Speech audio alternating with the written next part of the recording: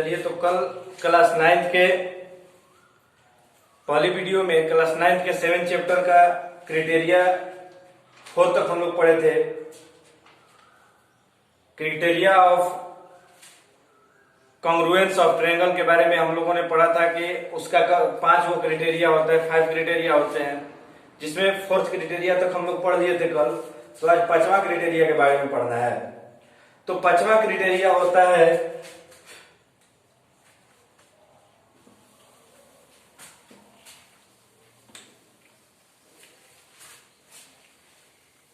Fifth criteria होता है RHS।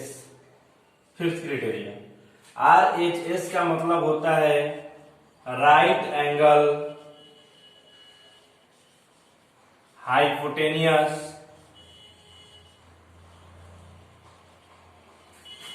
Side.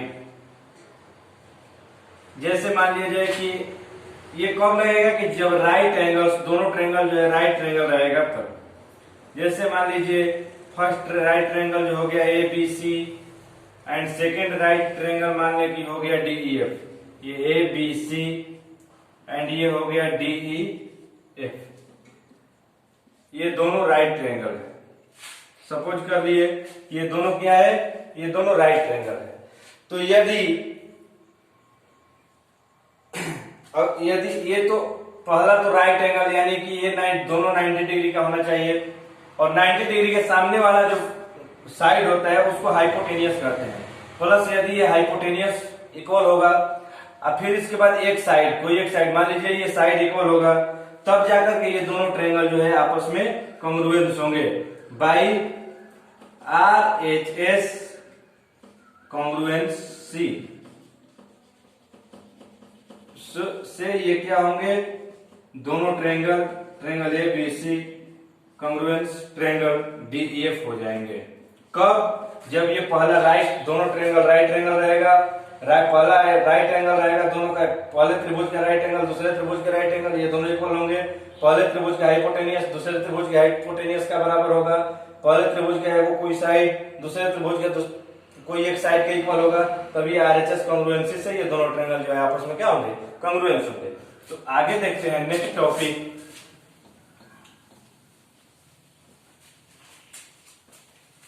Next topic हम लोग देखते हैं। नेक्स्ट टॉपिक सबसे महत्वपूर्ण टॉपिक है CPCT। CPCT क्या होता है? तो CPCT का मतलब होता है कि कॉरेस्पोंडिंग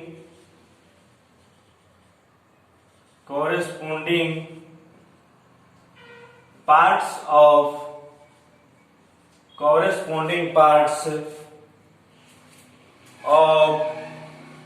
कॉन्ग्रुएंस ट्रायंगल।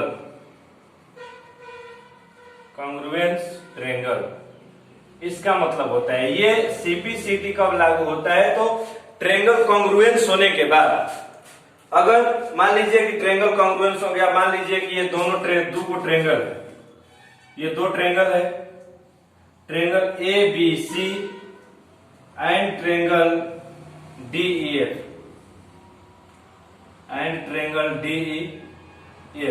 अगर ये दोनों ट्रायंगल मान लीजिए ये दोनों ट्रायंगल है, triangle ABC and triangle DEF, और यदि ये दोनों triangle triangle ABC congruence to triangle DEF, मान लीजिए कि यदि ये दोनों ट्रायंगल कॉन्ग्रुएंस है, तो जब दोनों ट्रायंगल कॉन्ग्रुएंस है तो CPCT के द्वारा जो है ये ट्रायंगल का साइड इस ट्रायंगल के साइड के बराबर होगा, ये ट्रायंगल का साइड इस ट्रायंगल के साइड के बराबर होगा, और ये ट्रायंगल का साइड इस ट्रायंगल के बराबर होगा।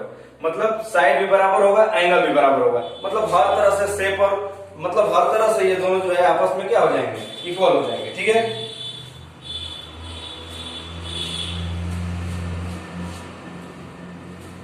तो अब हम लोगों को पढ़ना है next topic, properties of triangle. Next topic है properties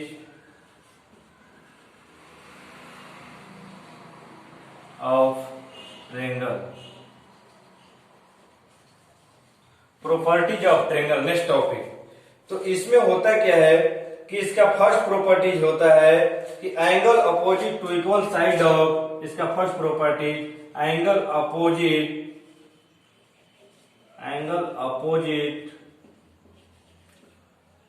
to equal side of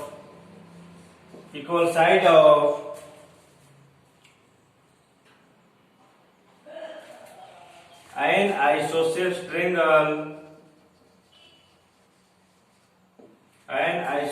triangle are equal। जैसे मान लीजिए कि एगो आइसोसेल्स ट्रायंगल हो गया, सपोज दैट एक आइसोसेल्स ट्रायंगल हो गया। इस ट्रायंगल का नाम मान लेंगे कि ABC। ये कह रहा है कि angle opposite to equal side, मान लीजिए कि ये दोनों साइड इक्वल है। आइसोसेल्स ट्रायंगल है तो कोई दो साइड तो इक्वल होगा ही, तो मान लिया गया कि ये दोनों साइड इक्वल है। ये इंपॉर्टेंट है क्योंकि क्वेश्चन में ये यूज होते रहता है। मान लीजिए कि ये दोनों साइड इक्वल है, अगर ये आइसोसेल्स ट्रायंगल होगा तो आइसोसेल्स ट्रायंगल में टू साइड्स इक्वल होते हैं। आइसोसेल्स ट्रायंगल का डिफाइन होता है कि व्हिच ट्रायंगल है two sides are equal is called isosceles triangle.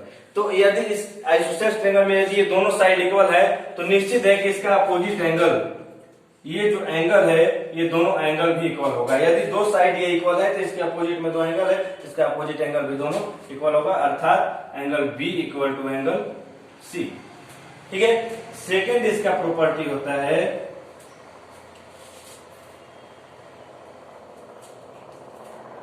कि side opposite two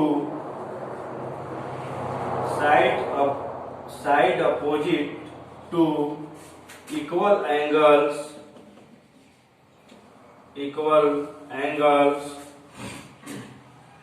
of an isosceles triangle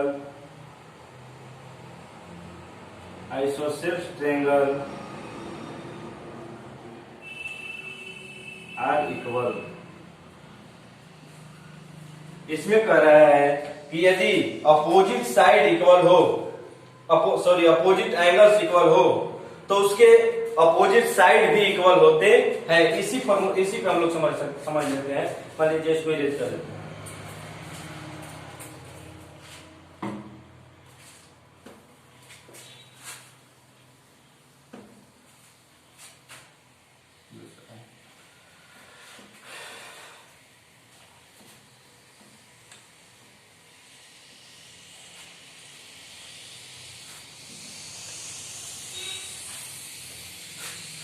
suppose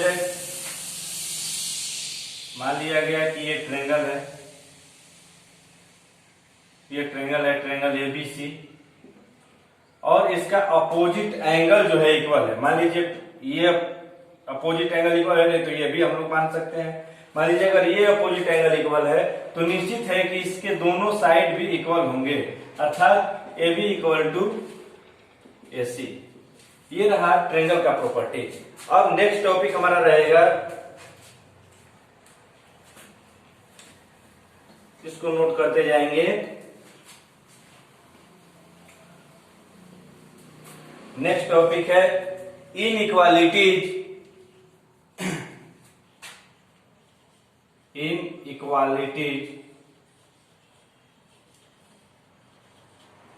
in triangle, मतलब त्रिभुजों में असमानताएं।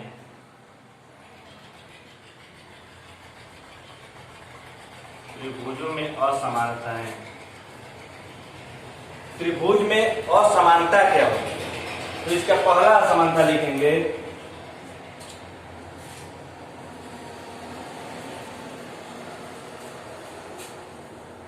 Angle opposite to longer side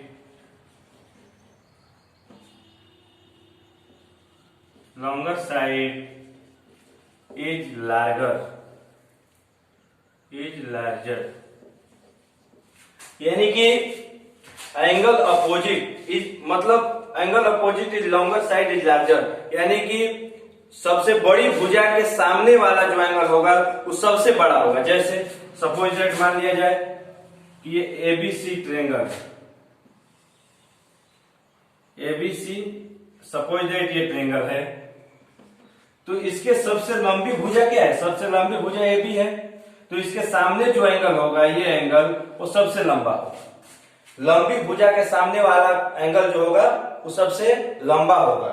second असमानता ये है, सेकंड इनइक्वालिटीज ये है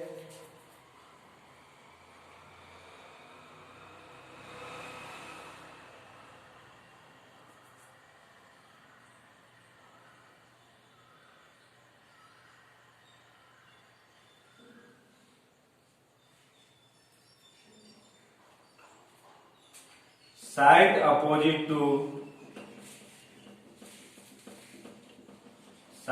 opposite to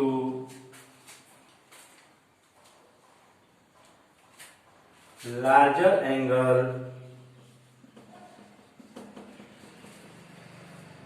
to longer angle is longer.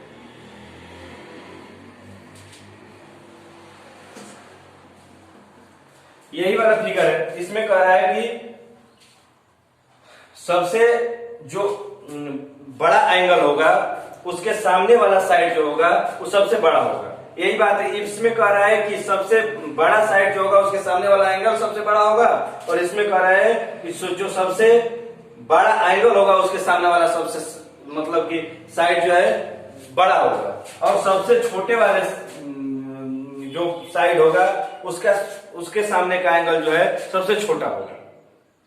ठीक है, फिर इसके बाद नेक्स्ट में हम लोगों को ये है, नेक्स्ट में अब थ्योरम आता है। जैसे थ्योरम 7.1 हो गया, 7.2 इस तरह का थ्योरम है, तो अब हम लोग थ्योरम को सिर्फ प्रूफ करेंगे। ठीक है,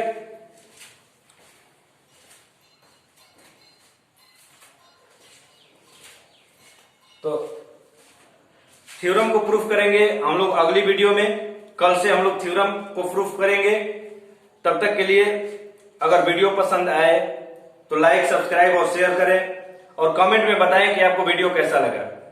और अगर कहीं भी अगर क्वेश्चन में दिक्कत होता है, समझ में नहीं आता है, तो कमेंट में लिख करके भेजें। हम कोशिश करेंगे कि आप लोगों को प्रत्येक टॉपिक, प्रत्येक पॉइंट जो है समझा दें। ठीक है।